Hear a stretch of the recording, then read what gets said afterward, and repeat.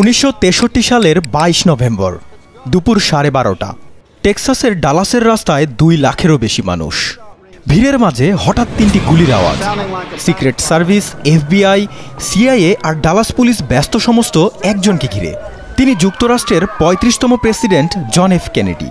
ঘাতকের একটি গুলি তার গলা চিরে বেরিয়ে গেলেও আরেকটির আঘাতে উড়ে যায় মাথার খুলি।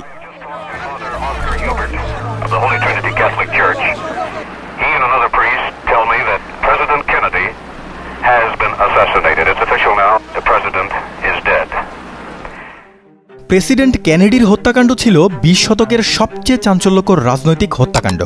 গোটা বিশ্বকে নাড়িয়ে দেওয়া ওই ঘটনার রেশ রয়ে গেছে 6 দশক পরও। জন এফ কেনেডি ছিলেন গড়পড়তা মার্কিন প্রেসিডেন্টের চেয়ে কিছুটা আলাদা।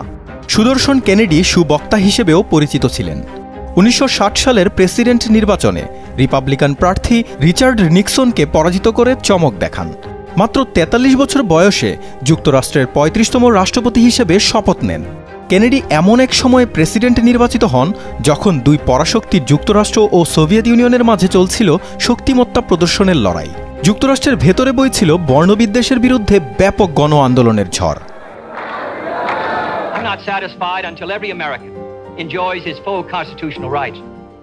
দ্বিতীয় মেয়াদে প্রেসিডেন্ট নির্বাচনের প্রচারণার অংশ হিসেবে 1963 সালের 22 নভেম্বর টেক্সাসে যান কেনেডি। সঙ্গে ছিলেন ফার্স্ট লেডি জ্যাকুলিন লি। মোটর শোভাযাত্রায় আততায়ীর গুলিতে কেনেডি নিহত হন। কয়েক ঘন্টার মধ্যেই গ্রেফতার করা হয় লি হার্ভি অসওয়াল্ড নামে 24 বছর বয়সী সাবেক এক মেরিন সেনাকে। পাশের উঁচু ভবনে পাওয়া যায় বন্দুকসহ কিছু আলামত। অসওয়াল্ডের বিরুদ্ধে আনা হয় কেনেডি হত্যার অভিযোগ। কিন্তু আসল ঘটনা কি ঘটেছিল, কেন সে গুলি চালালো, অসওয়াল্ডের মুখ থেকে খুব বেশি তথ্য বের করে আনার সুযোগ হয়নি। কারণ গ্রেফতারের 48 ঘন্টা পর ডালাস পুলিশের সদর দফতরের ভেতরে ঢুকে অসওয়াল্ডকে গুলি করে হত্যা করে স্থানীয় এক ব্যবসায়ী।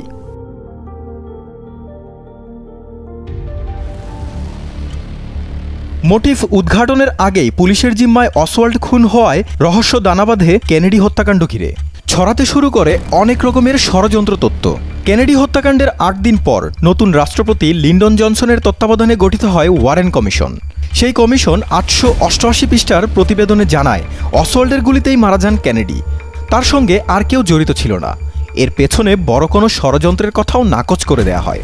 টেক্সাস স্কুল বুক ডিপোজিটরি বিল্ডিংয়ের 6ষ্ঠ তলার জানালা থেকেই কেনেডিকে লক্ষ্য করে 3টি গুলি চালায় অসওয়াল্ড।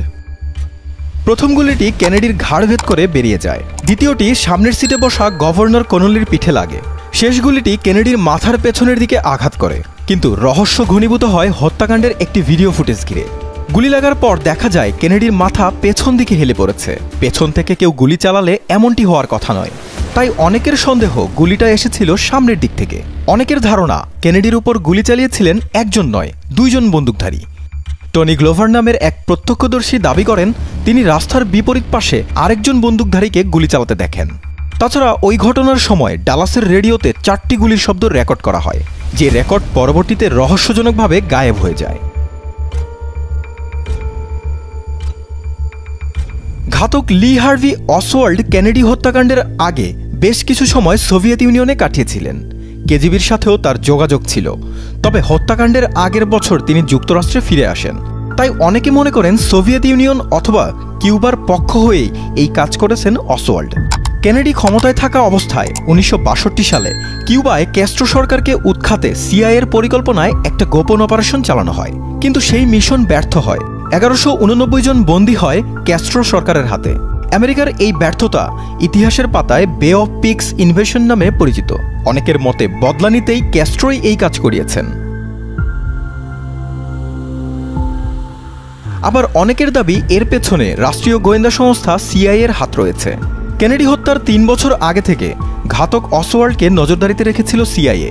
হত্যাকাণ্ডের মাসখানেক আগে মেক্সিকো সিটিতে সোভিয়েত গোয়েন্দাদের সাথে দেখা করেন অসওয়াল্ড। কিন্তু সিআইএর তৎকালীন ডেপুটি ডিরেক্টর রিচার্ড হেলমস ওয়ারেন কমিশনের কাছে দেয়া জবানবন্দিতে এসব তথ্য গোপন করেন। সাবেক গোয়েন্দা কর্মকর্তা জন এম নিউম্যান 1995 সালে সিআইএর কিছু গোপন নথি ফাঁস করেন। তার দাবি কেনেডি হত্যার আগে ও পরে অসওয়াল্ডের বেশ কিছু তথ্য সিআইএ এবং এফবিআই বদলে দেয়। এমনকি অসওয়াল্ড যে জাতীয় নিরাপত্তার জন্য হুমকি তা জেনেও গোপন করে। নিউম্যানের বিশ্বাস, সিআইএর কাউন্টার ইন্টেলিজেন্সের সাবেক প্রধান জেমস অ্যাঙ্গেলটন কেনেডি হত্যাকাণ্ডের মূল হোতা। তবে এর পেছনে কলকাঠি নেড়েছেন সাবেক সিআইএ প্রধান ও ওয়ারেন কমিশনের সদস্য অ্যালেন ডুলেস। কারণ বে অফ পিগস অপারেশন ব্যর্থতার দায়ে 1961 সালে কেনেডি তাকে বরখাস্ত করেছিলেন। কেনেডি হত্যাকাণ্ড পুনর্তদন্তে 1976 সালে মার্কিন কংগ্রেসের প্রতিনিধি পরিষদের সদস্যদের নিয়ে নতুন কমিটি গঠিত হয়। 1989 সালে তাদের প্রতিবেদনে জানায়, কেনেডির ওপর গুলির ঘটনায় 2 জন বন্দুকধারী থাকা অসম্ভব নয়। ডালাস পুলিশের রেডিও ট্রান্সমিশন রেকর্ডেও তার প্রমাণ মিলেছে। তবে প্রতিবেদনটির খসড়া সামনে আসার আগে শব্দ বিশেষজ্ঞরা রেডিওর রেকর্ডটি পুনরায় বিশ্লেষণ করে দাবিটিকে সম্পূর্ণরূপে নাকচ করে দেন।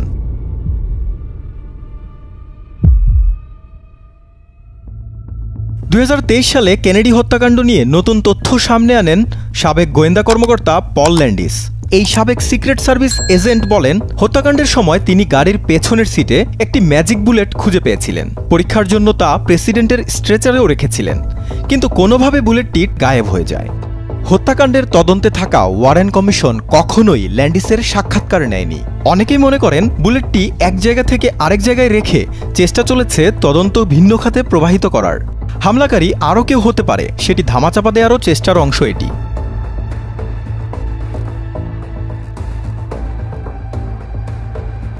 জাতীয় নিরাপত্তার স্বার্থে 5 দশকেরও বেশি সময় গোপন রাখা হয় কেনেডি হত্যাকাণ্ডের সব নথি।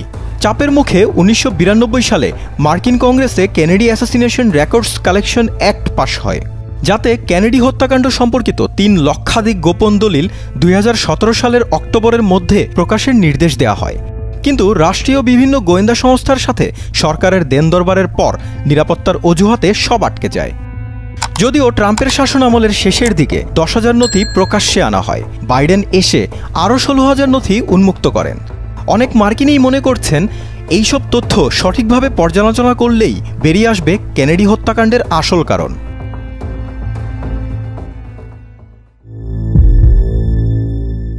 তবে কেনেডি হত্যার রহস্যজট খুলতে দীর্ঘদিন ধরে সরব মেরি ফেরেল ফাউন্ডেশনের গবেষকরা বলছেন ভিন্ন কথা। তাদের দাবি, অসওয়াল্ড মেক্সিকো সিটিতে যে সময় কাটিয়েছিলেন ওই সময়ের অনেক তথ্যই সিআইএ গোপন রেখেছে। তারা ওই ঘটনার কিছু দলিল কখনোই যুক্তরাষ্ট্রের ন্যাশনাল আর্কাইভে জমা দেয়নি, ফলে সদ্য প্রকাশিত দলিলপত্রের মধ্যেও সেগুলো নেই। যদিও এসব ষড়যন্ত্র তথ্য অস্বীকার করেছে মার্কিন গোয়েন্দা সংস্থাটি।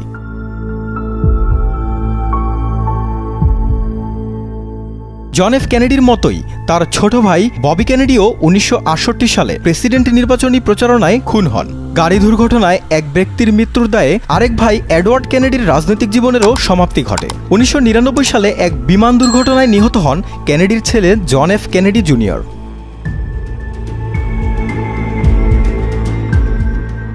কোনো বাধা ছাড়া তাদের অপারেশন কার্যক্রমগুলো চালাতে পারলেও কেনেডি আসার পরে তাদের এই রাস্তা বন্ধ হয়ে যায়।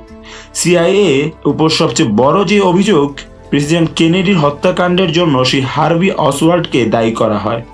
সিআইএ তার উপর 1959 থেকেই নজর রাখছিল। 4 বছর নজরদারির পর সিআইএ কেন এই হত্যা ঠেকাতে পারল না? নাকি এটা সিআইএ ইশারায় হয়েছিল, যার টোপ হিসেবে ব্যবহার হয়েছিল হার্ভি অসওয়াল্ড?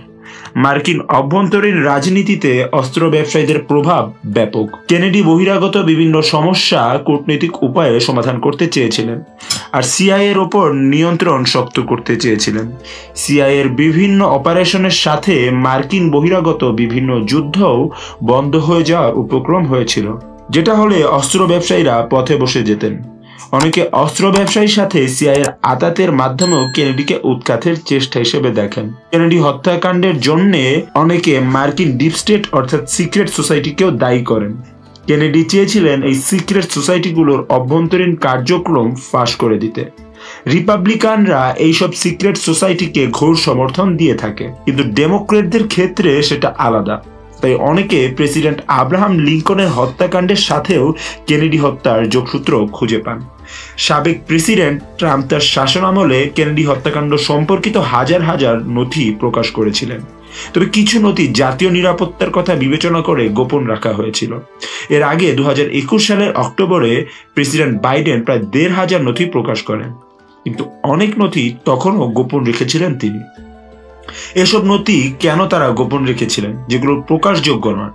তাহলে কারা ছিল কেনেডি হত্যাকাণ্ডের পেছনে?